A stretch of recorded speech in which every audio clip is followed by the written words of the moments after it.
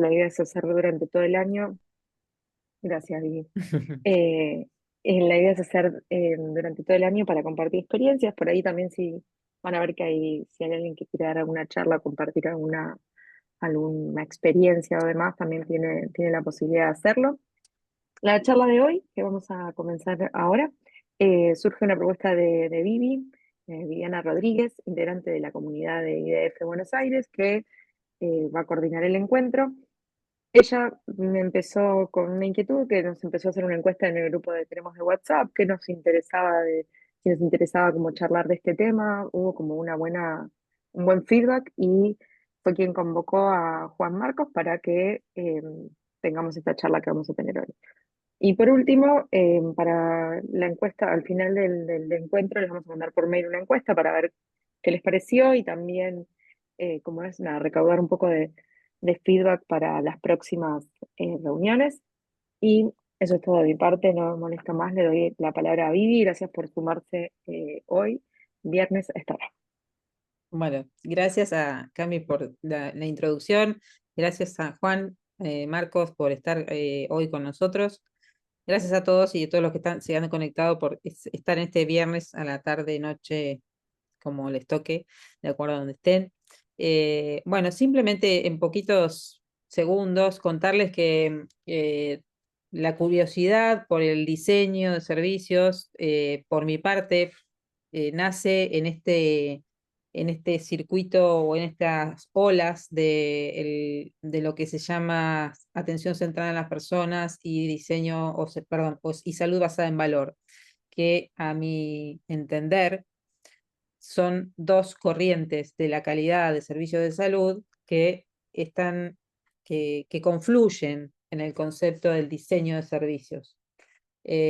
Y que, bueno, como les decía a Juan Marcos y como quienes hayan estado en el encuentro de COPLAC del miércoles me habrán escuchado decir, durante muchos años, los profesionales de la salud dedicados a la calidad y la seguridad aprendimos mucho de los ingenieros a dar confiabilidad a los servicios de salud y en los últimos años nos dimos cuenta de que la experiencia también hace a la salud de las personas y que da muy buenos resultados o mejora los resultados que buscamos, tanto clínicos como de bienestar. Entonces, en ese punto, charlando también con algún otro ingeniero que me sugirió empezar a hablar con los diseñadores, empecé a hablar con los diseñadores sobre este tema, empecé a aprender de los diseñadores sobre este tema y me parecía que, de hecho, fue como me sumé a la comunidad que estaba comentando Camila, donde soy creo que la ovejita negra del, del grupo, porque soy médica, infectóloga en ese grupo. Pero bueno, creo que es el momento de empezar a trabajar en el desafío de la transdisciplina, así como trabajamos en el desafío en el siglo XX de armar buenos equipos de trabajo en el ámbito de la salud.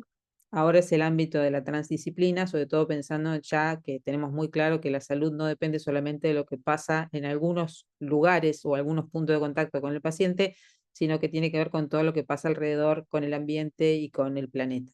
Así que, sin más, le doy la palabra a Juan Marcos para que nos cuente por qué él tiene más experiencia que nosotros en este tema, porque ha trabajado en salud siendo diseñador y nos va a acercar un poquito más en esta región que todavía está un poco lejos de entender el concepto cuando ya hay otras partes del mundo que empezaron a trabajar. Gracias a ambos y al resto. Bueno, muchas gracias, Viviana. Ya me presento. Antes voy a compartir pantalla, si les parece. Cosa de tener preparado eso. Bien, ahí están viendo. ¿Se Sí, ve la sí, estamos pantalla? viendo. Perfecto. Bueno, cualquier cosa, yo no voy a estar viendo a todos, así que levanten la mano, me van avisando. Tratemos de que sea un poco conversación. Voy a hablar demasiado, así que me pueden interrumpir cuando quieran. Pero bueno, como me presentaba Vivi, mi nombre es Juan Marcos, soy diseñador UX y hace más de 15 años que estoy trabajando en proyectos vinculados al sistema de salud, tanto en el sector público como en el privado. Así que Vengo con la idea de compartir algunas reflexiones y aprendizajes sobre cómo el diseño puede ayudar a repensar la experiencia de atención y a resolver problemas reales en entornos de cuidado. Hablamos de servicios de salud y cuando pensamos en salud, muchas veces la imagen que aparece es la del hospital, ¿no? El médico, el profesional asistencial o el turno que tengo que sacar para poder hacerme atender, ¿no? Pero la salud es mucho más que eso, es mucho más complejo, es una red de personas, son sistemas, son trámites, son emociones y en definitiva son decisiones que se entrecruzan todo el tiempo. Y cuando hablamos de servicio, no estamos hablando solo de software, estamos hablando de experiencias integradas.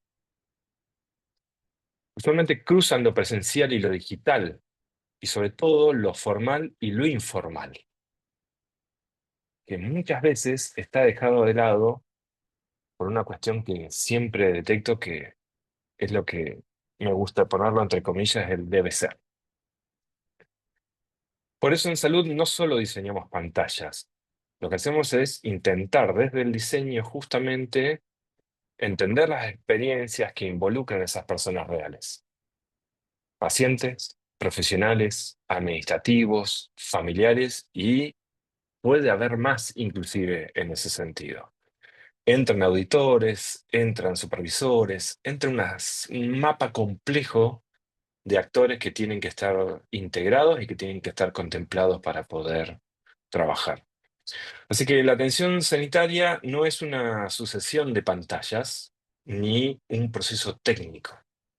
Pasa a ser una coreografía muy, muy compleja que ocurre en tiempo real, con una altísima carga emocional, ¿no? Todos estamos vinculados a lo que nos pasa y en un ecosistema donde los errores tienen un impacto directo y ese impacto puede ser muy, muy dañino si realmente no estamos atentos a lo que sucede con lo que hacemos. Por eso el diseño de salud no puede quedarse solo en la interfaz, ¿eh? Tiene que meterse de lleno en cómo se enmarcan los problemas y cómo se toman las decisiones sobre lo que vale la pena construir.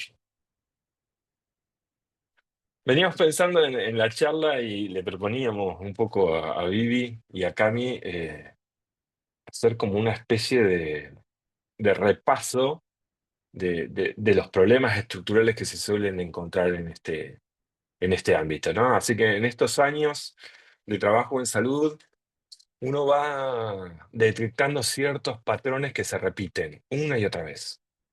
Y son obstáculos que no tienen que ver con falta de voluntad, porque en todos los ámbitos que estuve trabajando, más allá de la formación que había en los grupos de trabajo, la predisposición siempre era muy grande, pero predomina la frustración. Se encuentra mucha gente que no ha podido avanzar o que las soluciones que se alcanzan no son lo suficientemente adecuadas.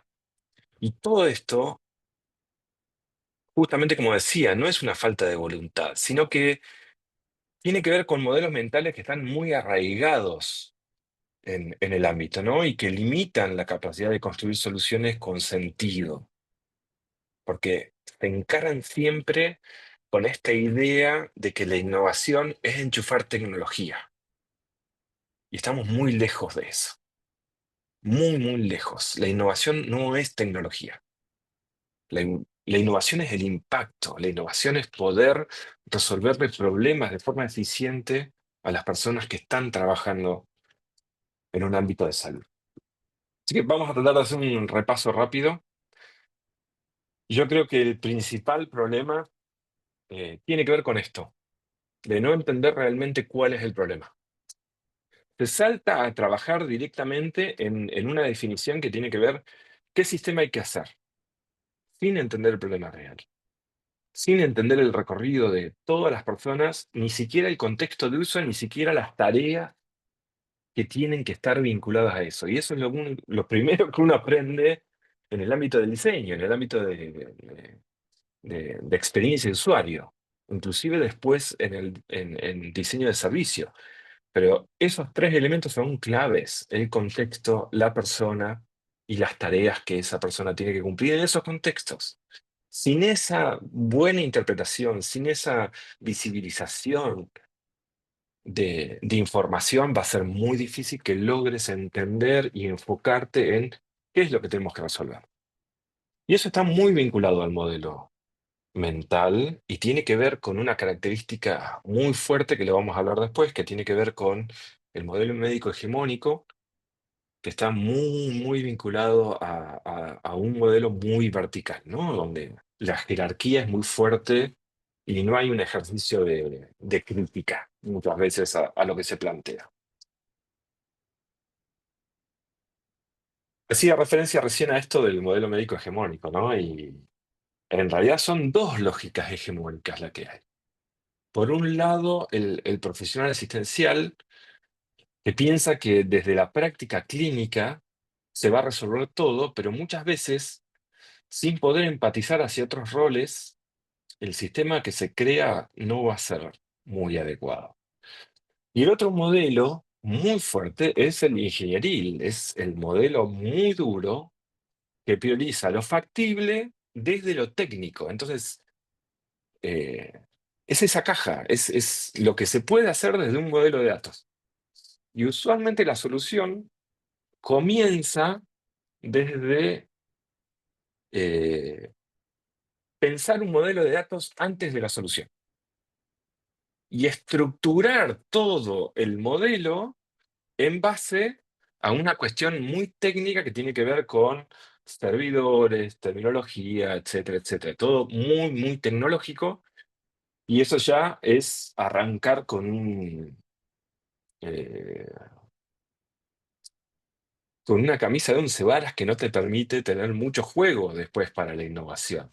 ¿Sí? Porque te están delimitando el proceso, te están delimitando la estructura y es muy difícil avanzar desde ahí. Y en el medio, o directamente quedando afuera, el diseño, que queda totalmente invisibilizado o mal entendido, o lo que suele suceder reducido a lo estético, ¿no?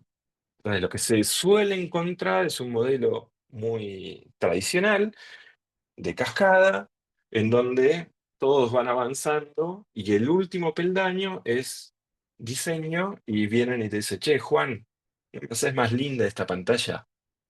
A ver si logramos que las personas lo utilicen. Entonces, ese choque de esos modelos tan rígidos hace que sea muy difícil generar conversaciones, alinear equipos y poder llegar juntos a la definición de un problema y posteriormente a la ideación de una solución, ¿no? Ese dibujito es muy conocido, ¿no? Dos personas mirando un objeto, un animal, una persona, y claramente se imaginan diferentes cosas, aunque casi están utilizando el mismo lenguaje, pero interpretan cosas diferentes. El diseño puede intervenir ahí tranquilamente. Otra cuestión muy vinculada al problema estructural de salud tiene que ver en que no se miran y no se incorpora a las personas usuarias reales en el proceso de diseño, ¿no?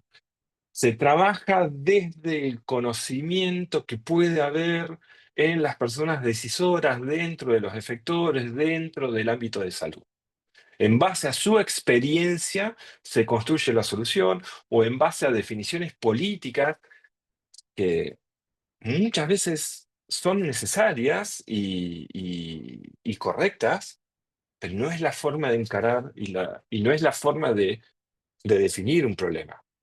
Muchas veces lo que tenemos que lograr desde el diseño, ya lo vamos a ir viendo, es poder hacer un equilibrio entre ese objetivo de negocio y las necesidades de personas, ¿no? Pararnos en el medio para poder lograr una solución. Entonces, hay esta sensación de que el diseño viene a ser el sindicato de las personas, ¿no? Y que vamos a pelear por los derechos de las personas. No. Es un modelo conceptual en el donde incorporamos en el codiseño a personas, entendemos sus problemas, sus dolores y desde ahí detectamos las oportunidades de mejora con una mejor eficiencia a la hora de generar una solución. Esa desconexión total con los usuarios reales, con las personas reales, los profesionales, los administrativos, los pacientes sobre todo, porque todo está muchas veces desde el prisma del profesional, ¿no? Entonces nunca hay una mirada desde el actor paciente. Y casualmente, si uno hace un recorrido, mapea todo un recorrido del proceso asistencial, y de la continuidad del cuidado, el único que lo recorre al 100% es el paciente. Entonces, ese punto de vista es, sí, debería ser exclusivo la forma de atacar los problemas, porque entendiendo por todas las fases que esa persona tiene que atravesar, es recién ahí donde vamos a poder validar si el sistema va a convivir adecuadamente con todo ese modelo de atención, ¿no? Así que siempre es preponderante una mirada más técnica que la de la experiencia. Y no está mal, el tema es conjugarla en otra etapa, ubicar de otra forma ese inicio de proyecto. Otra cuestión también que me sorprendió muchísimo siempre y tiene que ver con esta ilusión de que nosotros vamos a diseñar un sistema, vamos a desarrollar un sistema, lo vamos a llevar a producción y todo el mundo se va a adaptar al sistema. Y el sistema va a ordenar a todo el mundo cómo trabajar. Como si digitalizar el desorden estructural o la cultura institucional o la falta de reglas claras pudiera resolverse con un sistema. Imposible, imposible. Y muchas veces esta ilusión después se construye en un ámbito donde, como no estamos incorporando al usuario final, a la persona usuaria, empieza a construirse desde el debe ser que les decía antes, ¿no? No, una persona no puede exhibir los datos privados de un paciente porque estamos violando. Pero después en la trinchera, donde están trabajando los profesionales, te das cuenta que no hay tiempo para un cuidado y todo queda en el debe ser. En un cuidado me refiero a los datos que podemos estar eh, tratando de proteger. Eso lo tiro rápido, pero existen miles de cuestiones donde ha sucedido esto. Me acuerdo una situación, no voy a decir puntualmente dónde, pero se estructuró la apertura de un episodio, ¿no? Que es la forma de registrar el ingreso de un paciente en una internación. Y obligaron a los profesionales a que tenían que hacer un paso, una especie de wizard, que se lo conoce, en un formulario, primero esto, segundo esto, tercero esto, y todos los pasos eran obligatorios. Explotó la guardia, pero explotó. Llamaron todos gritando, dice, esto tiene que ir para atrás. Yo no puedo estar haciendo primero una carga de una evolución si todavía no entendí la medicación que el paciente está tomando antes de internarse. Entonces, rápidamente se entendió que vos no podés estructurar el trabajo profesional asistencial si no entendés cómo están funcionando y qué tan flexible debe ser el sistema para ese tipo de tareas, para ese contexto y para esas personas. Y esto también me parece que es una constante que se da y que tiene que ver con lo que les decía antes, ¿no? El negocio, los que tienen conocimiento, no estoy hablando de negocio estrictamente con algo vinculado a ganar plata. No, no estamos pensando en un producto, en una, en ganar plata con un sistema sanitario, ¿no? Hablo de las personas que realmente entienden y conocen y tienen el dominio de salud, ¿no? Que tiene que ver mucho con el ámbito con los profesionales asistenciales. Pero esa visión es muy, eh, muy tradicional. ¿Por qué? Porque lo que aprendieron es el viejo modelo de gestión de proyectos muy vinculado a PMO, que está emparentado directamente con el modelo de cascada de desarrollo, ¿no? Entonces, nuevamente, no hay una mirada de diseño, sino que hay una mirada técnica muy tradicional de desarrollo de software que está muy lejos de los modelos ágiles actuales, ¿no? Y que otras industrias han adoptado porque tenían los mismos inconvenientes. Pero desde salud todavía se mira con mucho recelo ese tipo de trabajo porque mi hipótesis es que consideran que no es académico.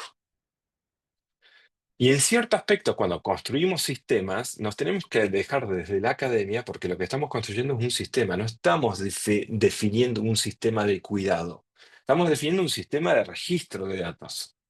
Y esas leyes de interacción no se toman en cuenta y no se toman tampoco en cuenta estas conversaciones con las personas que van a tener que estar interactuando con ese sistema.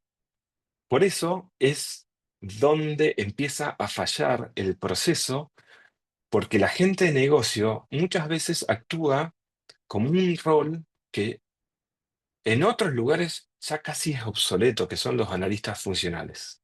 Y no piensan como product owners o como PMs. Y esto surge por lo que les decía, ¿no? Esta desconfianza que hay, o por lo menos esta conceptualización que suele haber desde el lado médico en yo puedo hacer todo. Entonces, como yo puedo hacer todo, desconfío de los otros roles o de los otros conocimientos. Entonces, además de médico, me tengo que convertir en un ingeniero de desarrollo. Entonces, quiero aprender lo técnico y quiero decir y entender cómo se hace esto. Y la verdad es que no. Sos médico. Sos un informático en salud, perfecto, sos un informático en salud, pero te tenés que convertir en un product owner, no en un analista funcional. Vos no tenés que pensar el modelo de datos. El modelo de datos lo tiene que pensar yo, ingeniería en datos. ¿Me escuchan? Porque me sonó como que se me fue No, el no, audio. Sí, sí, te se escuchamos perdió perfecto. una palabra, pero sí, sí, se escuchó, se escuchó. Ok, estoy viendo, Sí. sí, la cuestión de mis auriculares. Hasta ahora venías bien, puede haber sido Sí, un sí. micro. No, solamente quiero hacer una acotación, Juan, Sí. a la palabra negocio, ¿no? De que coincido con vos en que es una mala palabra en salud, a pesar de que existen las entidades de salud con fines de lucro y a pesar de que existen la posibilidad de entender que no siempre el negocio puede traer como beneficio el dinero, ¿no? Porque si entendiéramos en salud que nosotros con buenos servicios de salud estamos comprando años de vida eh, mejores, más saludables de las personas, eso se traduce en dinero para la sociedad. Es decir, que el negocio es para la sociedad, no es que una persona se enferme a los 40 años y que sus resultados en salud sean malos porque el servicio de atención o el sistema de salud no logró darle lo que corresponde, que se sabe que se puede hacer ya a esta altura de la historia, es haber perdido probablemente 75 años de vida de una persona que podrían haber sido diferentes. Y hay un número que tal vez para los que vienen del ámbito del diseño no conozcan mucho, pero los que trabajamos en calidad y seguridad, algo que nos mueve a trabajar en esto es que hay más de 4 millones de personas por año que se mueren en el mundo por sistemas de salud que no funcionan con toda la evidencia científica que podría estar funcionando. Y si ajustamos a la posibilidad de prevenir esas muertes, al menos el 50% de esas muertes se podrían prevenir si trabajáramos en forma transdisciplinaria, en forma ordenada y pensando los procesos y el diseño de los procesos con sin querer reinventar la rueda, y coincido en esto que vos decís, Juan Marco, de que podemos ser buenos, podemos aprender el idioma, los médicos y las personas que trabajamos haciendo salud pública, por decir así, o sanitarismo, podemos aprender los términos para poder entendernos mejor, pero sin duda no vamos a poder hacer las cosas de la manera que las hacen ustedes. Eh, yo soy una apasionada por este tema, pero también entiendo que no, el recorrido que un diseñador tiene no lo voy a poder adquirir en 6, 7 meses que pueda llegar a trabajar en esto, pero sí voy a poder entender mejor qué es lo que me están tratando de decir. Y creo que ese es el punto donde tenemos que llegar en cada una de las disciplinas. Totalmente. Sumo el comentario de Natalia recién. Hay que hablar de negocio, dice, no debe ser tabú. Sin negocio no hay sostenibilidad. Estamos de acuerdo. Yo cuando hago referencia a negocio, estuve trabajando en otras industrias porque me interesaba aprender sobre el producto digital. Las otras industrias sí están muy pendientes del revenue. Y UX, diseño de servicio, tiene que ver con generar algo que las personas terminen pagando por un servicio. Acá hay que hacer como un clic, ¿no? El negocio también es una recuperación de gastos a nivel salud, pero nosotros podemos hacer esa traducción de objetivos de negocio que tiene que ver con la calidad de atención y con cuidar a los pacientes, ¿no? Sostener la continuidad de cuidado de esas personas y que la sociedad mantenga un porcentaje de la población sana. Esa es una métrica de negocio para salud, ¿no? Por ejemplo. Eso lo podemos traducir y se puede generar, así que concuerdo totalmente. Bien, como venía diciendo, entonces, la desconfianza hacia lo técnico hace que muchas veces estos informáticos en salud se centran más en aprender bases de datos que en lugar de construir una estrategia clara de valor para personas usuarias y para el sistema. Y eso es un proceso que al meterse de lleno solamente en lo técnico, suele suceder estas tres cosas. Primero, que hay silos de trabajo, que es lo típico de la cascada. ¿De dónde viene el proceso de cascada en informática?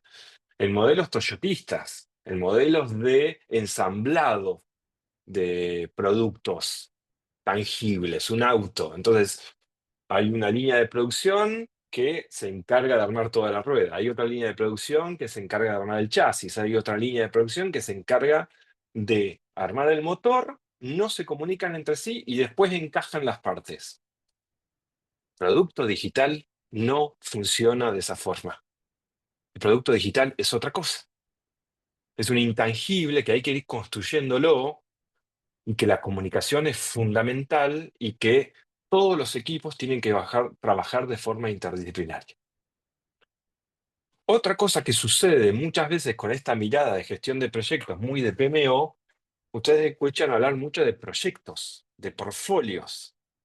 Y los proyectos se trabajan con enfoques muy acotados. Entonces, una necesidad muy amplia, en vez de tener una mirada mucho más amplia y que cuente con un montón de elementos necesarios para resolver el problema, se particiona en diferentes equipos que trabajan sin saber uno del otro. Entonces están todos desconectados, construyendo y pisándose entre sí.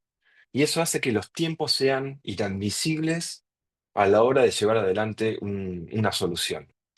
Y lo otro que también me sorprende es la mala concepción de lo que es un MVP, ¿no? Un producto mínimo viable. Usualmente lo que se termina haciendo es un parche. Y ese parche termina siendo el parche durante 10 años. En vez de trabajar en una mirada, primero holística, que tiene que ver con mucho más amplia, y pensar en un proceso iterativo donde vamos planificando en sprints, donde armamos un roadmap de trabajo, que no son funcionalidades, sino que es de entrega de valor cada 2 semanas, uno puede hacer un producto digital mucho más escalable, en donde vaya incorporando continuamente mejoras y vaya potenciándose el trabajo de las personas que lo utilizan.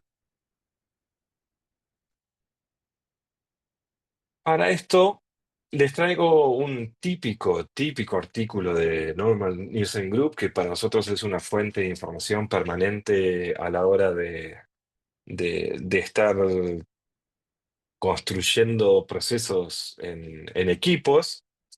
Eh, y tiene que ver con esto de la triada, de cómo se piensa los trabajos en las diferentes empresas de tecnología, las tres patas importantes para la creación de un producto digital. Y esto tiene que ser producto, que es la comunicación con negocios, que usualmente es el que ordena ese roadmap de trabajo según los objetivos de negocio que están definidos desde un principio, no ideas, no soluciones, sino que ellos ordenan los problemas y traen las necesidades de negocio para que después, entre todos, las tres patas, ¿no? Producto por el lado de negocio, diseño por el lado de experiencia de usuario o diseño de servicios y tecnología trabajen en conjunto en una especie de equipo interdisciplinario, resolviendo estas cuestiones en unidades de tiempo mucho más cortas para poder ir entregando valor de forma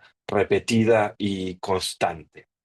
Así que en este artículo van a poder encontrar esas tres patas bien definidas y qué ocupa cada uno. Y lo que venimos hablando, ¿no? Las soluciones acotadas y fragmentadas. Hay una falta de integración enorme en esta forma de trabajar. ¿Por qué? Porque se diseña todo fragmentado. Un equipo diseña el módulo de indicaciones, otro equipo diseña el proceso de ingreso, otro equipo diseña la turnera, pero solamente la cuestión de turnos específicamente para estudios. Otro equipo trabaja específicamente para los turnos de prácticas y otro para laboratorio. En definitiva, todo choca, porque en definitiva, las personas usuarias tienen que tener abiertas 25 pestañas con 6 sistemas diferentes para poder ir conectando esa información y poder brindar algún servicio.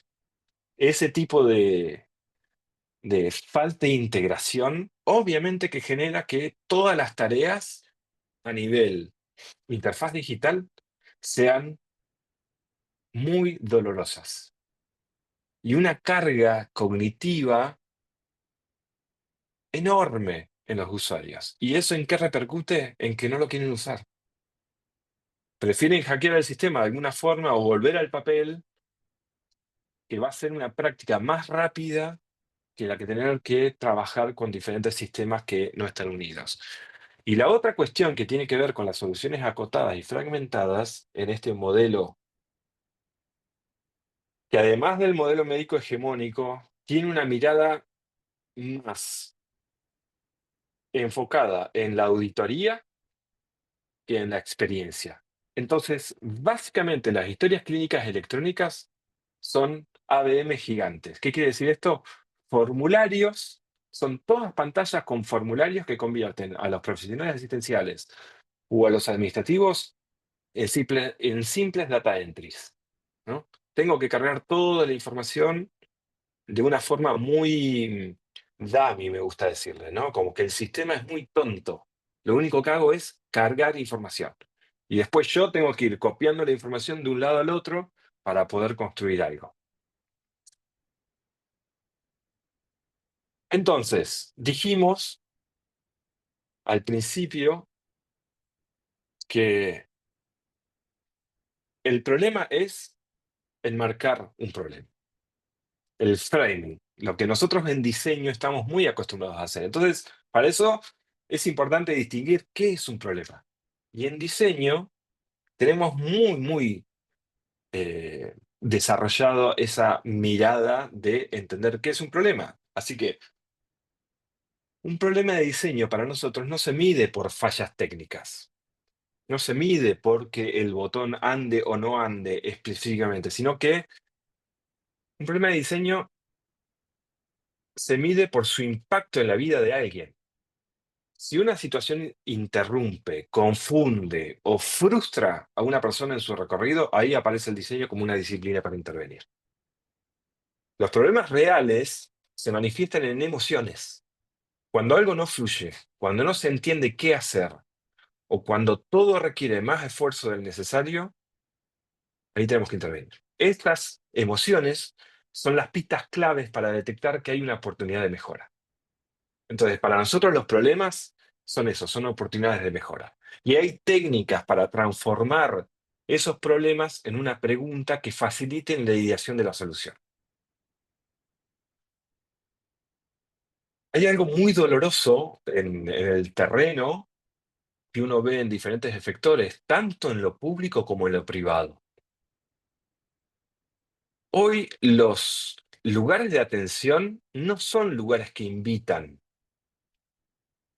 Hoy la mayoría de los puntos donde un paciente tiene que ir a tener un contacto con una persona para ser informada o para pedir algo, es un blindex, es una ventana con una reja, es casi la invisibilidad de una persona que está atendiendo, porque eh, han, sucede muy seguido que hay trifulcas, hay golpes, hay enfrentamientos.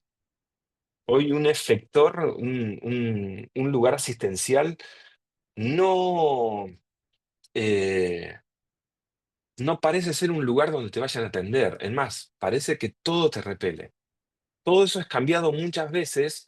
Hablo de lo físico, ¿eh? Hablo de la construcción física de esos lugares. Usualmente lo que da vuelta esa sensación tiene que ver con la amabilidad o el empeño que ponen las personas que están participando en ese lugar.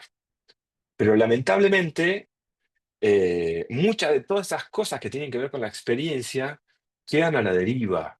Son esas personas que están ahí, que por ahí no tienen las herramientas para diseñar una experiencia, eh, terminan tratando de suplir con herramientas que no son las adecuadas ese tipo de necesidades. Así que es eso, podernos enfocar en un problema, lo que nosotros conocemos como doble diamante, si tenemos tiempo lo repasamos, es poder entender que el problema afecta la experiencia de una persona o un grupo y que genera frustración o incertidumbre o fricción. Es ahí donde tenemos que poner el ojo.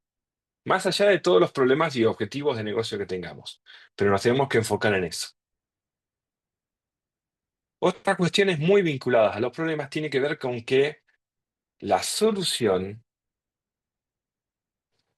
no es obvia, tiene múltiples causas. Hay muchas necesidades en el conflicto. Probablemente no estemos ante la posibilidad de resolverlo con lo primero que se nos ocurre. Pero lo que uno encuentra en el mercado claramente es que fue la primera idea que se cayó. Y desde ahí se arrancó, ¿no? Y el otro inconveniente que hay en salud con los problemas es que si esto lo dejamos así como está, mal resuelto, usualmente se va a volver a repetir, se va a amplificar y va a dejar grandes consecuencias.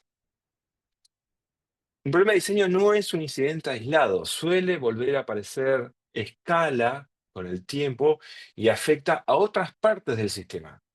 Por eso es muy importante enmarcarlo bien desde el inicio, ¿no? Y usualmente las bajadas que se hacen desde direcciones o desde lugares que no están atentos a lo que está pasando, es usualmente echar culpa a partir de una hipótesis o de un sesgo, ¿no? Y eso afecta muchísimo a cómo vamos a resolverlo. Les traigo un ejemplo muy concreto que me gusta utilizar mucho porque tiene que ver con el diseño, tiene que ver con la práctica asistencial y tiene que ver con esta mirada de auditoría, ¿no? No sé si alguno sabe qué es estrictamente una evolución en el proceso de cuidado, ¿no? Pero una evolución clínica es una forma de escribir y de realizar un registro que hace el profesional, ¿no? Incluye observaciones, hay análisis, hay decisiones que se toman y que hay que dejar registradas para los próximos pasos.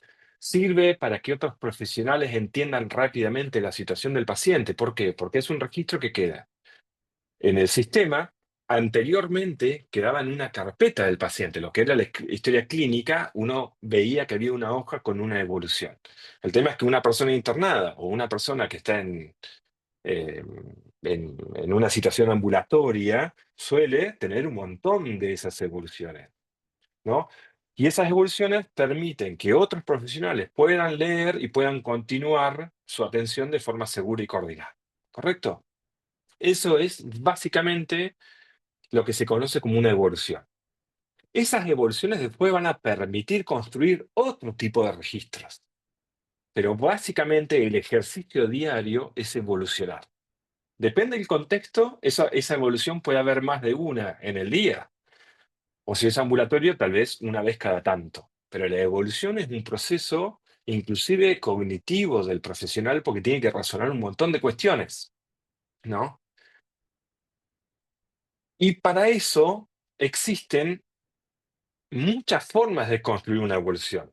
Hay estructuras académicas como la SOAP que para ayudar al profesional en ese proceso cognitivo que es construir una descripción muy acertada para que luego sea compartida con otros colegas, ¿no? Y puedan tomar decisiones críticas en base a esta información.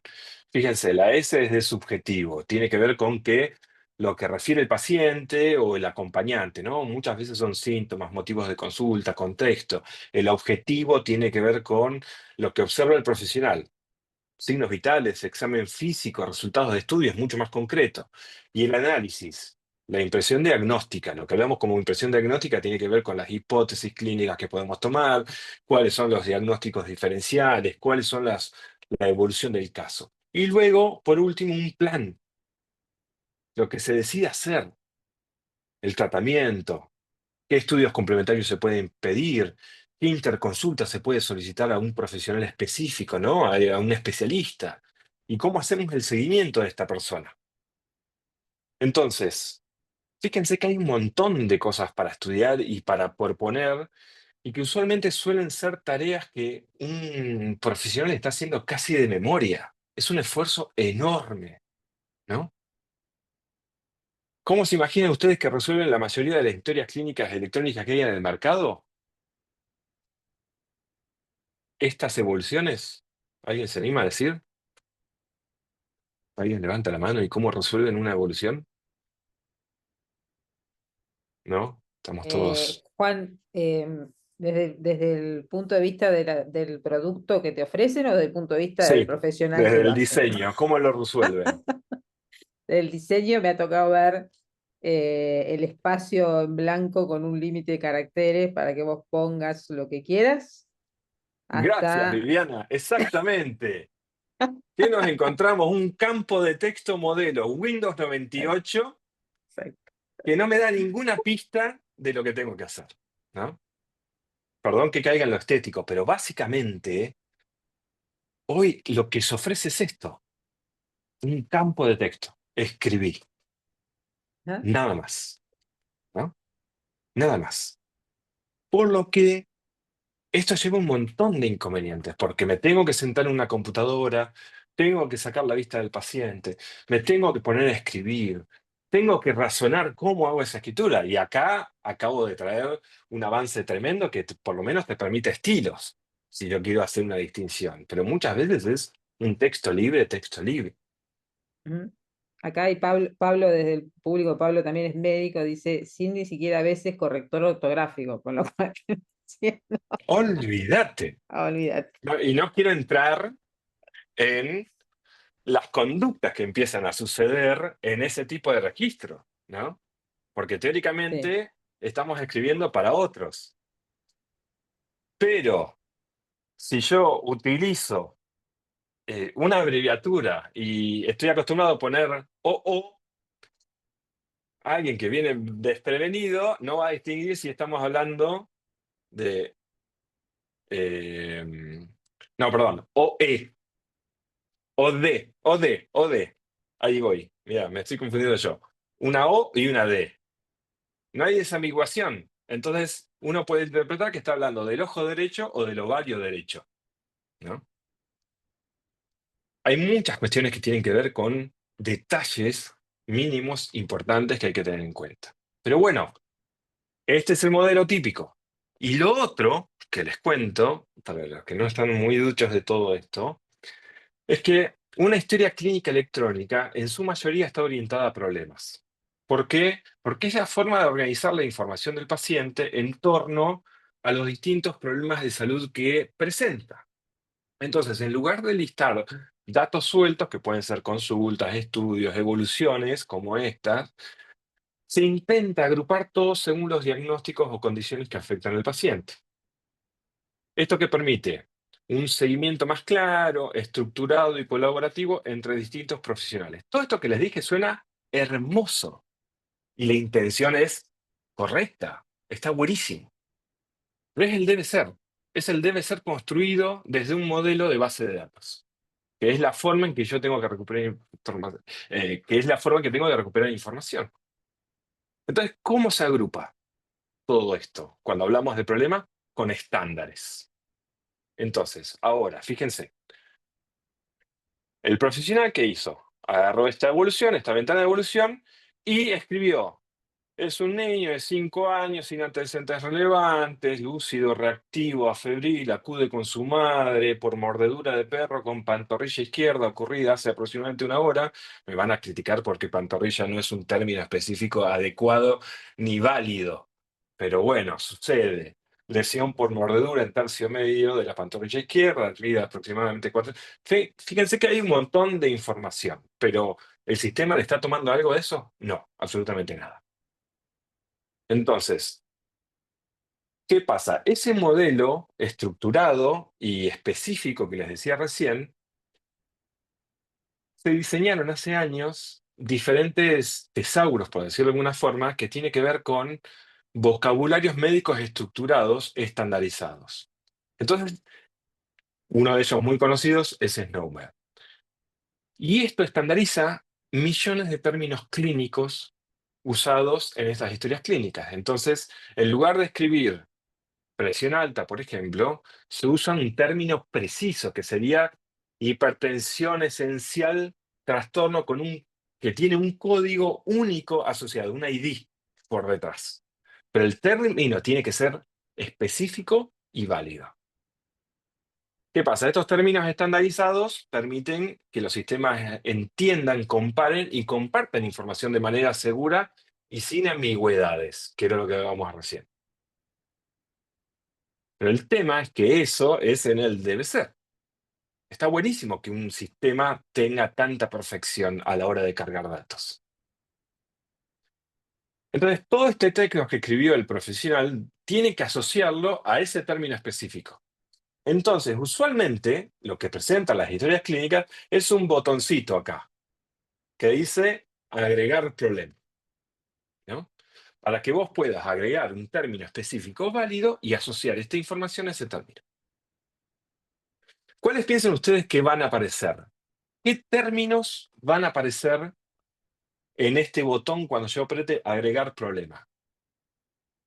¿Alguien puede decir Si qué se alguien imagina que va a quiere, si aparecer alguien como... quiere hablar, levanta la mano y les desmuteamos Sí, el le micrófono. damos lugar.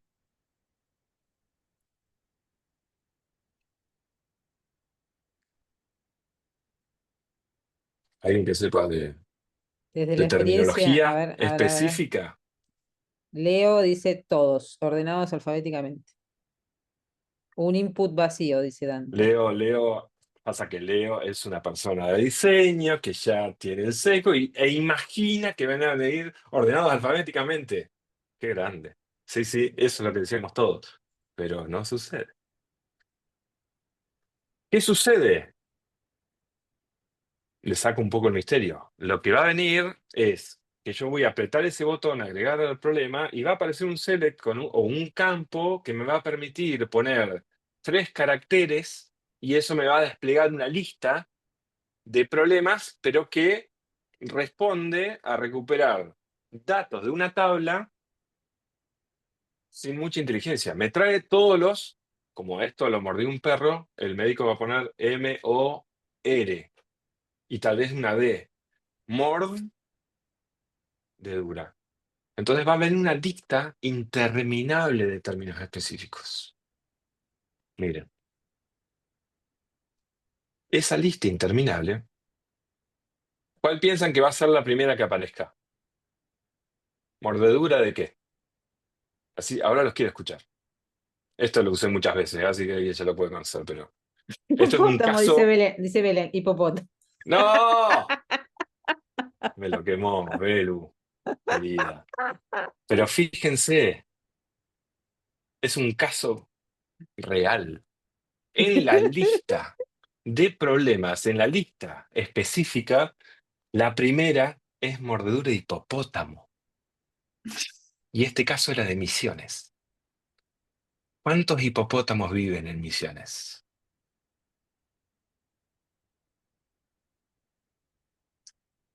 ¿Ven cuando me refiero a un sistema dummy que no respeta ciertas leyes de interacción? Y por si no alcanzaron a leer bien, ¿no? Mordedura de hipopótamo. La primera opción es sí, sí, mordedura de hipopótamo. Acá este es un claro ejemplo de la falta de potencial que tiene las soluciones, ¿no? Cuando solo convertimos a una persona, un profesional, en un data entry. La persona está al servicio del sistema, no el sistema al servicio de esa persona de lo que está necesitando. Piensa en el dolor de esta tarea repetida hasta el infinito y el agotamiento, porque tenés que caer en este loop de estar buscando un término específico todo el tiempo. Y no digo que esté mal, a ver, vamos de vuelta, todo ese modelo de historia clínica electrónica orientada a problemas es correcto, está bueno, pero está pensado desde la auditoría, desde un modelo técnico de base de datos. No es lo que necesita esa persona. La persona necesita que todo ese proceso sea invisible, pero el sistema a mí me tiene que facilitar la carga de datos.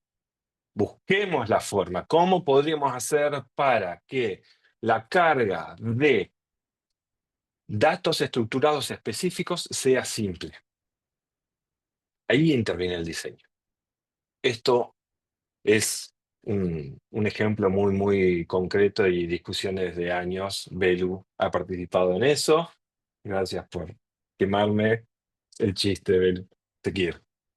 Bien, entonces, como marco de referencia, ¿qué puede hacer el diseño? ¿Qué podemos hacer? ¿No? Y para eso tenemos que responder qué es el pensamiento de diseño. Me estoy dando cuenta a la hora. Voy a apurar un ratito. Esto ya muchos lo van a conocer, pero Si no, en definitiva el diseño. si no te ponemos un to be continued y lo hacemos un No, segundo no, informe. cerrémoslo, es viernes, hay que cerrarlo. El diseño no viene a imponer soluciones, sino a reencuadrar los problemas, ¿no? Intentamos acompañar a los equipos a escuchar mejor, a visualizar los recorridos de las personas, porque somos animales visuales. Nos es más fácil ver un gráfico, nos es más fácil descifrar un gráfico que descifrar un requerimiento escrito en prosa de 30 páginas. Tenemos que ayudar a identificar puntos de dolor y a priorizar lo que realmente tiene valor. Nuevamente, no diseñamos pantallas, diseñamos experiencias que pueden mejorar la continuidad del cuidado, que pueden reducir errores y que pueden ahorrar tiempo y hasta evitar sufrimiento evitable. ¿Eh? Cuando hablamos de sufrimiento tiene que ver con eso. Entonces, muy rápido, entiendan al pensamiento de diseño con estos tres ejes, como una teoría general del diseño, en donde queremos resolver problemas complejos. Lo segundo tiene que ver con el mindset del diseñador, ¿no? Acá incorporamos las características proyectuales, cómo el diseñador piensa y resuelve de sus herramientas. Y la tercera es cómo se volvió un recurso de las organizaciones para poder ser innovadores, porque esto viene de la última gran ola, ¿no? Es con un altísimo impacto y que se visibilizó internacionalmente a través del pensamiento de diseño, con IDEO, con lo que es design thinking, ¿no? Tenemos muchos autores que inclusive no vienen del diseño. Imaginen, Herbert Simon es un economista y ganador del premio Nobel que es el que inventó el concepto de la toma de decisiones organizacionales. Él estudió eso y se interesó en un principio en la ingeniería y desde ese campo se relacionó con el ámbito del diseño, porque quería seguir trabajando sobre la toma de decisiones. Así que la discusión que abre Simon es justamente la de acercar el diseño a la ciencia y alejarlo de la dimensión artística. Él es el que acuña el término de design thinking en el 69, en 1969, en el libro Las ciencias de lo artificial. Y él propone al diseño como un proceso de búsqueda de solución en un espacio metafórico, en el que tienen lugar las actividades para la resolución de problemas. Entonces él conceptualiza la idea de que todo para ser inventado tiene que ser simulado. Entonces ahí surge la idea de prototipo. Diseñamos sin una sola línea de código, generamos un prototipo, lo testeamos con personas reales, que ese sería el proceso de codiseño, la de incorporar el usuario en, che, a ver, esto te sirve, esto es fácil de utilizar. Entonces el pensamiento de diseño es un instrumento de comunicación efectiva para poder trasladar a otras personas las actividades que hacemos. Puede ser a través de un mapeo, puede ser a través de la construcción de un prototipo, pero la idea es poder comunicar lo que estamos queriendo hacer. Otro de los grandes pensadores que tenemos es Ritter, ¿no? Que él define y hace la primera distinción entre qué es un problema complejo y qué es un problema domado. Y esto es algo que hoy en la industria de salud no aparece, porque hay una persecución continua a inventar la rueda. Todo el tiempo están inventando cosas o tratando de poner un nombre diferente y ya existe. Hay un montón de problemas que ya están domados en otras industrias, pero no hay una mirada hacia la afuera, ¿no? Yo he renunciado a lugares de trabajo porque tuve que diseñar agendas de turnos, básicamente. Y las políticas que existen para construir ese tipo de dificultades son muy raras, muchas veces. Pero no hay una mirada de cómo otras industrias resuelven esos mismos inconvenientes. La industria del turismo ha resuelto hace años cómo sacar pasajes, cómo sacar asientos, y sería casi lo mismo. Pero se piensa que como es tan complejo la salud, no hay que tomar en cuenta eso. Pero en realidad la complejidad es casi la misma a nivel de interacción. No estoy hablando de lo sanitario. Estoy hablando de darle un lugar a una persona en un tiempo definido, en un horario definido, ¿no? Entonces, volviendo a Rittel, es un ingeniero de planificación urbana que define por primera vez qué es un problema complejo. Eso dentro de la ingeniería es un hito. Y desde su paper empezamos a ver el diseño desde otra forma porque se empezó a enseñar el diseño con esa perspectiva en Estados Unidos. Y es recién en el 92 con Buchanan que conecta esa definición de problema con el diseño. Cuando se trae la definición y se la conecta con el pensamiento de diseño, es con él. Entonces, cuando diseñamos sistemas de información y tecnología, estamos resolviendo un problema complejo. Reflejamos necesidades de una organización que son más complejas que la tecnología en sí. Estaba viniendo mucho más para acá, Krippendorf, más para el 2006, si no me equivoco. Buscamos generar un cambio en el contexto. Entonces, el diseño pasa a ser una herramienta de transformación, a diferencia de Simon al principio, que pensaba que la transformación tenía que ver con el artefacto, como el artefacto como medio. En cambio, nosotros como diseñadores a esta altura, la tarea nuestra es la de construir sentido. ¿Cómo construimos sentido? Interpretando los datos y elaborando a partir de eso información y llegando a un entendimiento del problema. Justamente al enmarcado del problema y a la construcción desde la ideación de una solución adecuada. Entonces, ¿qué buscamos con la construcción de un servicio o de un producto digital o de un objeto? Buscamos un cambio social, buscamos un cambio cultural, buscamos un cambio organizacional dentro de un determinado contexto. Y eso tiene que ver con esto. Convertirnos en diseñadores es ser un agente de cambio. Y eso dentro del ámbito de salud es muy revolucionario, porque culturalmente en ese modelo médico hegemónico que es muy jerárquico, no están acostumbrados a poner en crisis lo que baja un director. No están acostumbrados en poner en tela de juicio si ese es el problema real que hay que resolver. Esto es clave para poder entender el potencial del diseño como una herramienta de transformación. ¿Eh? Voy a tratar de adelantar esto porque si no vamos a quedarnos. Hubo muchos esfuerzos para poder mapear lo que es el pensamiento de diseño, ¿no? Y muchas veces lo que más conocemos es lo que terminó dibujando Dan Nasler en el 2016. Es este modelo de doble diamante, ¿no? Donde lo que tenemos acá es esta etapa, esta primera etapa que sería estratégica, y la idea es que con el pensamiento de diseño nosotros queremos ir del punto A, en donde no sabemos qué es lo que sucede, hacia el punto B, que sería qué es lo que tenemos que hacer. Lo interesante de este proceso, que tiene una etapa de divergencia, otra etapa de convergencia, y lo mismo en el segundo diamante táctico, que sería el segundo, tiene que ver básicamente con construir un brief para poder entender el problema. Es en esta instancia donde nos traen la información y nos dicen, che, pasa esto. Bueno, pongámoslo en crisis. Entramos en una etapa de divergencia y las preguntas que tenemos que hacer es, bueno, ¿qué problema estamos resolviendo? Y la otra es cómo nos están presentando el problema. Y a partir de ahí empezamos a descomponer, sea con una investigación primaria o secundaria, pero es empezar a descomponer esa información para poder construir ciertos clústeres.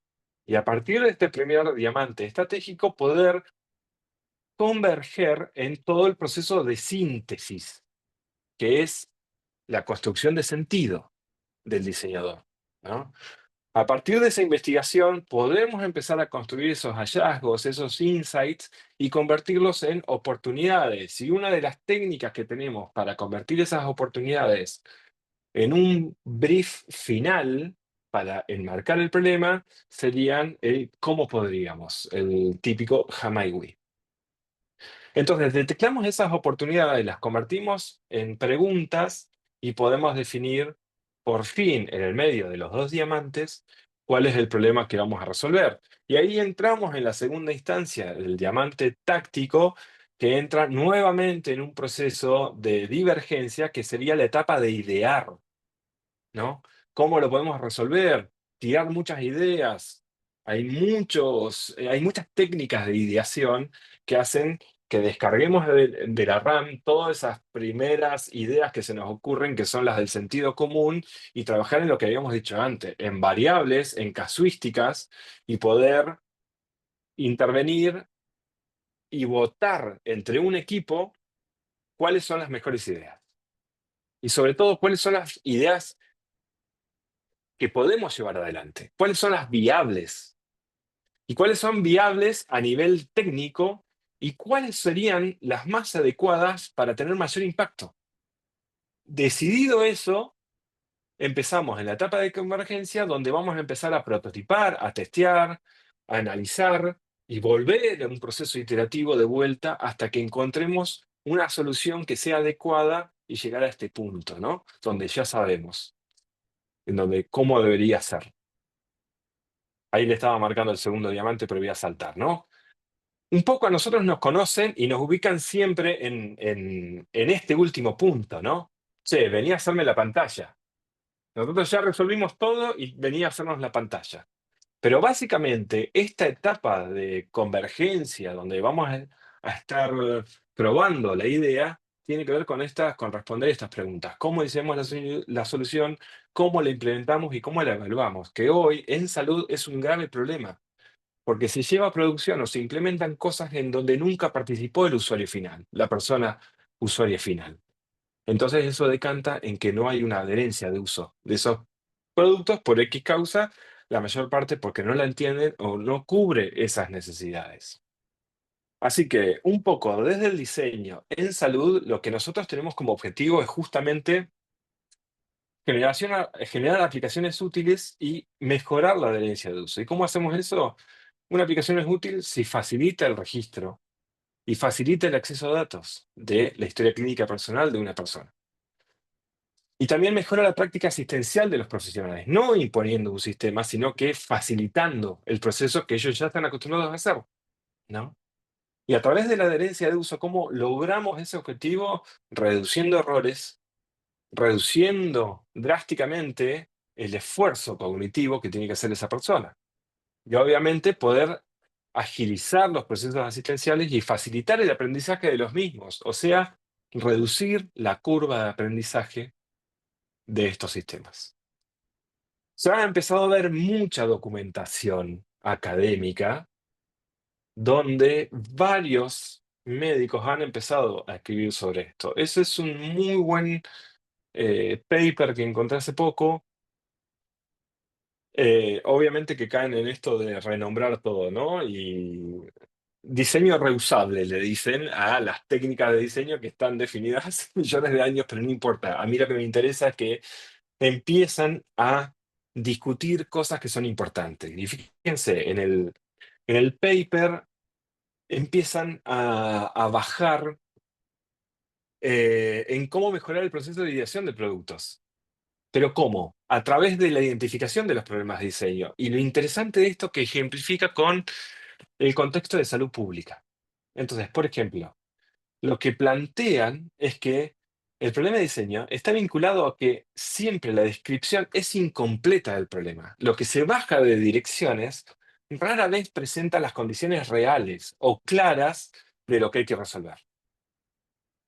¿Cuál es el ejemplo? Hay pocos estudios formales de evaluación de necesidades. ¿Qué quiere decir esto? No hay relevamientos reales. No se le va a preguntar a las personas qué sucede. ¿Cuál es tu dolor? ¿Cómo haces esta tarea? ¿Qué te está pasando? ¿Cómo impacta? ¿No? Se habla solo con supervisores, tal vez. Ese es todo el relevamiento. Y el supervisor no es el que está todo el día en la trinchera, ¿no? No es el que escribe las evoluciones. O tal vez es un director que tiene mucho conocimiento amplio del negocio porque laburó muchos años, pero eso es una hipótesis, hay que ir a terreno a tratar de validar eso. Así que lo que presentan como solución de diseño reutilizable tiene que ver con esto, ¿no? Con el diseño participativo, que era lo que les decía antes. El diseño participativo tiene que ver con ir a hablar con las personas, entender e identificar a las personas. Y cuando hablamos de diseño participativo, se confunde y estoy usando mucho este ejemplo de hace tiempo, pero aquellos que consumimos Los Simpson, hay un episodio hermoso donde aparece un hermano de Homero con mucha plata y le dice, Homero, vos sos el perfil típico de la gente. Por lo tanto, diseñá un auto, vos, y seguro nos llevamos de plata. Y lo que diseña Homero es una basofia. Y claramente él lleva al hermano a la quiebra. ¿Qué quiero decir con esto? Que nosotros no vamos a hablar con personas usuarias para que nos digan cómo hacer el sistema. No los ponemos en una situación de diseñadores.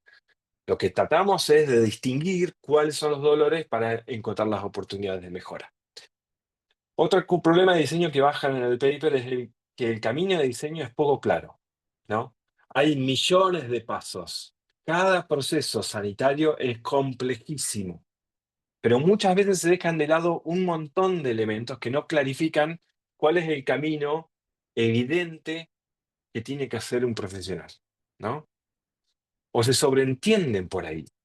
Entonces, no se comprenden las necesidades reales de las prácticas laborales, sobre todo en los profesionales de la salud pública, con qué tienen que estar lidiando. Y ni hablar entendiendo hoy el contexto actual de Argentina, donde atamos todo con alambre, ¿no? Eso es increíble, cómo queda tapados un montón de problemas y se naturaliza que la solución es solo el esfuerzo del profesional, ¿no?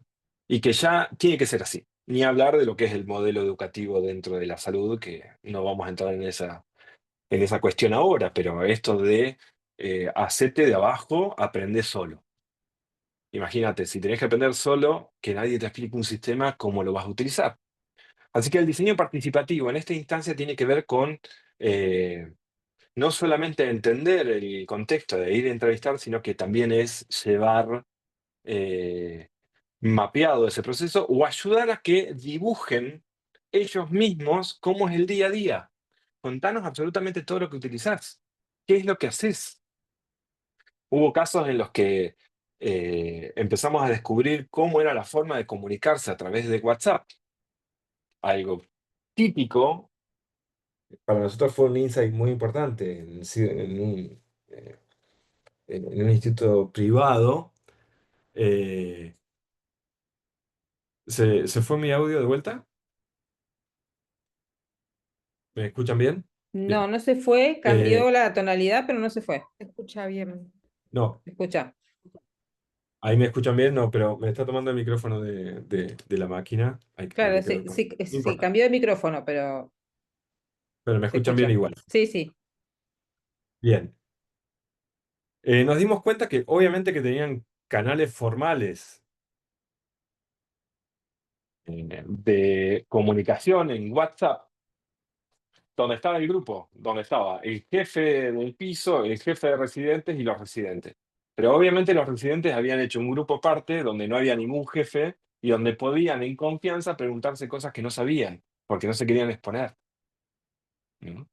Ese tipo de práctica es una oportunidad de mejora tremenda, porque lo que están necesitando es una contención, y la contención es solo entre pares. ¿De qué forma el sistema podría acompañar de esa forma para que se sientan en confianza y si no saben algo, tengan a dónde recurrir? Otro problema de diseño que traen es las necesidades integradas e interdependientes. Esto de eh, combinar el conocimiento entre equipos interdisciplinarios y entender, el ejemplo que traen es que hay una diversidad en las tareas laborales y en los sistemas de información utilizados que no se integran. Tengo que utilizar 800 herramientas para poder hacer una tarea. Así que el diseño participativo de vuelta lo traen como una solución de diseño reutilizable y sobre todo como una combinación representativa de todos esos roles y equipos de trabajo en salud pública, ¿no? No te quedes solo con el profesional asistencial. Hay otros roles que están participando en ese proceso y los tenés que incorporar de alguna forma, ¿no? Ni hablar de lo que tiene que ver con el ciclo de la medicación. No podés pensar un ciclo de medicación solo con el profesional indicando un fármaco. Hay que pensar en enfermeros y enfermeras como otros profesionales asistenciales que se van a encargar de administrar ese fármaco y de registrarlo. Entonces, si no conviven esos dos módulos o esas dos instancias, después es muy difícil hacer un seguimiento y la trazabilidad de ese cuidado.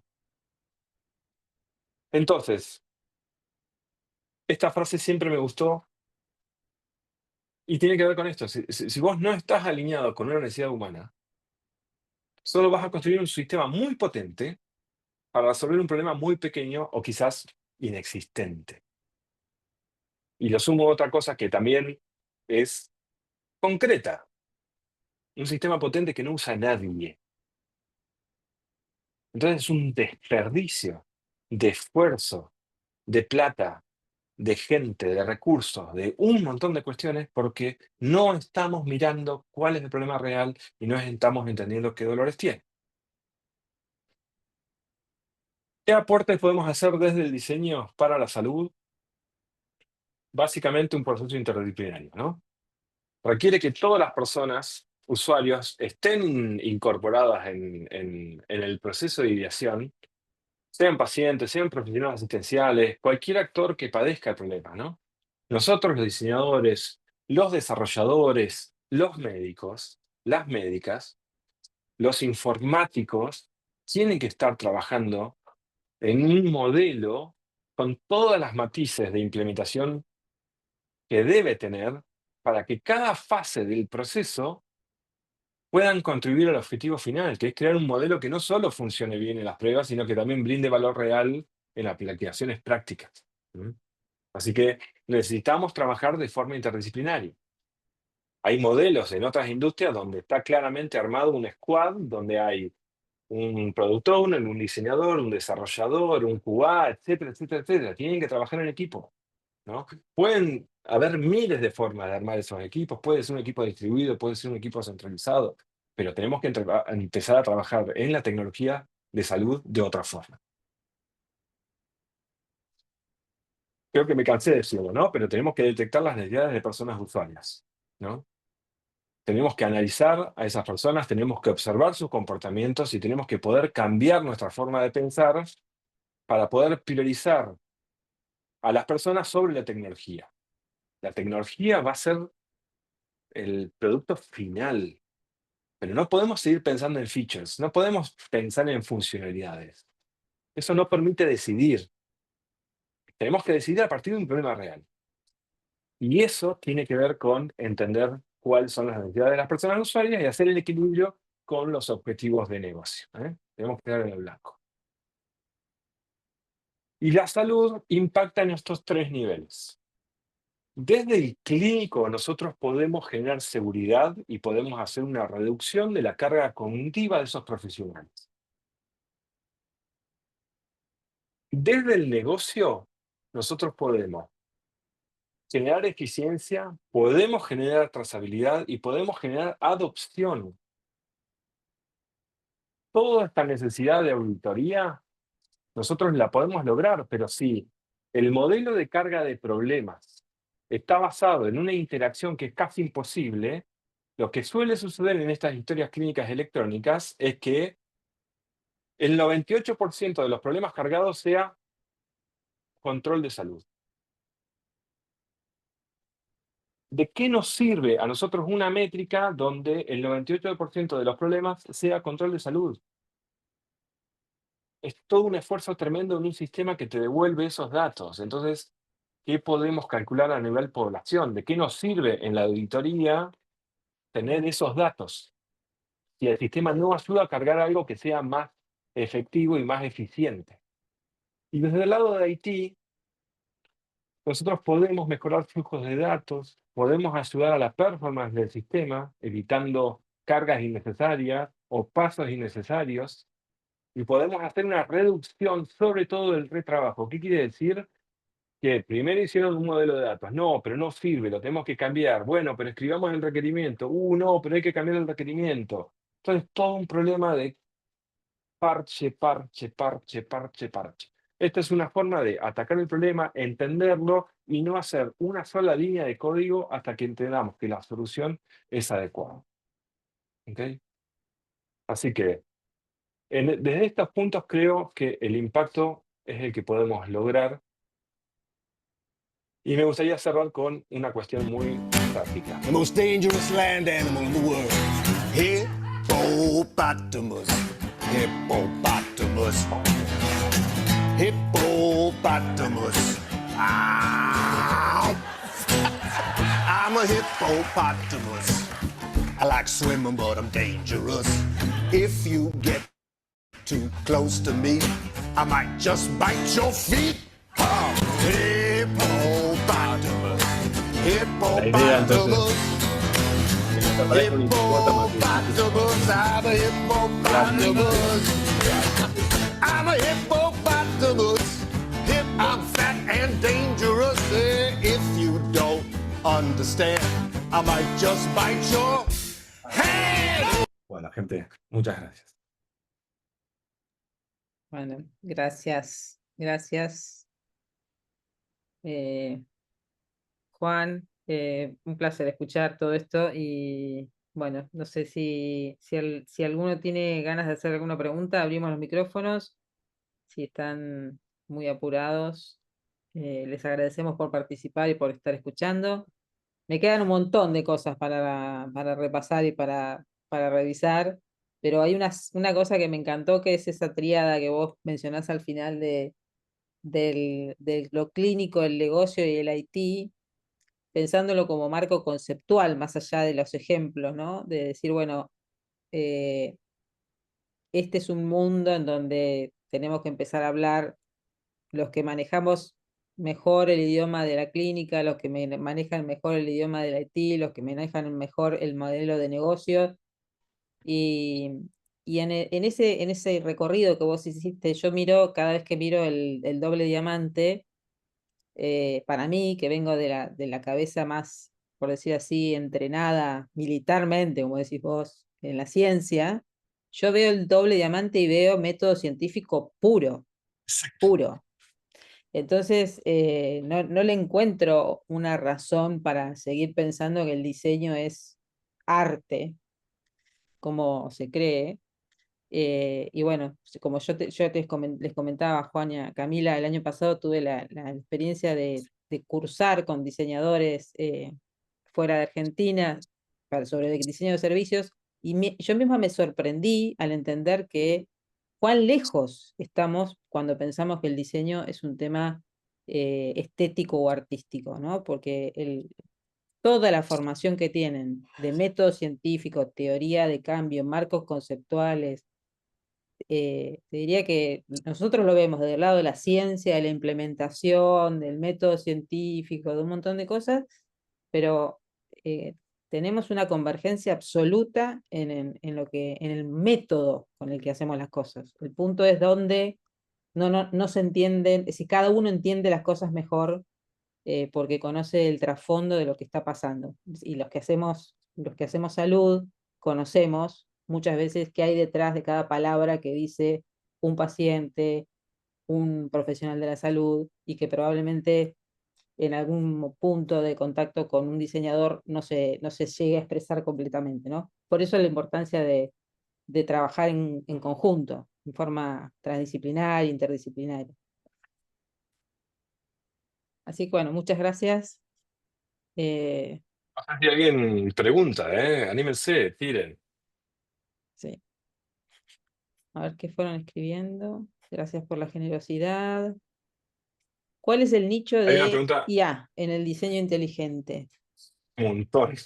No es un nicho, es un agujero gigante en el que se Es el puede aplicar cementerio de la Recoleta. Exactamente, es enorme. A ver, hay mucho hype, ¿no? En cuestiones de inteligencia artificial que puede ser positivo o negativo, pero piensen en esto que estábamos hablando, de los dolores. ¿Qué cuestiones? Hay dos dimensiones importantes que es lo que está logrando la inteligencia artificial, que es amplificar capacidades o automatizar tareas. En esas dos, entra un montón. El tema es lograr diseñarle ese modelo de inteligencia artificial para que sea confiable.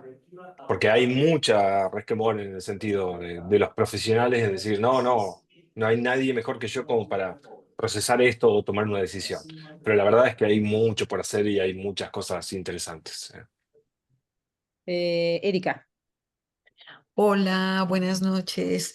Buenas noches. Primero, pues agradecerles por este espacio tan significativo, especialmente a Natalia Gesru, que hizo la conexión a través del grupo de coordinadores del modelo de atención centrada en la persona de Plaintree, por el cual llegué a este espacio. Así que muchísimas gracias por eso. Me parece supremamente interesante lo que están tocando y definitivamente tal vez concluir que cómo nos hace falta en los sistemas de salud seguir trabajando por las transformaciones culturales y lo que decía Juan Marcos, mirar más allá de lo que ha sido la planeación o el ciclo PHBA, tal vez muy tradicional en el manejo de la calidad de las instituciones de salud, para alinearlos con todos estas alternativas que nos permiten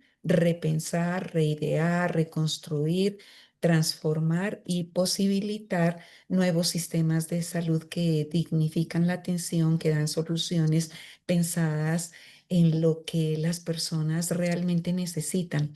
Y tal vez tocar un tema de lo que se maneja en atención central a la persona, que es, mm, por supuesto que todos trabajamos para los pacientes, por los pacientes, pero Ujú. cómo se hace de necesario trabajar con los pacientes y con los otros actores, los grupos de interés que están en el día a día maniobrando las posibilidades para prestar mejores servicios. Así que muchísimas gracias a los organizadores, a Juan Marcos, por esa exposición tan interesante que sin duda pues también nos abre expectativas para profundizar un poco más en estos temas. Muchísimas gracias.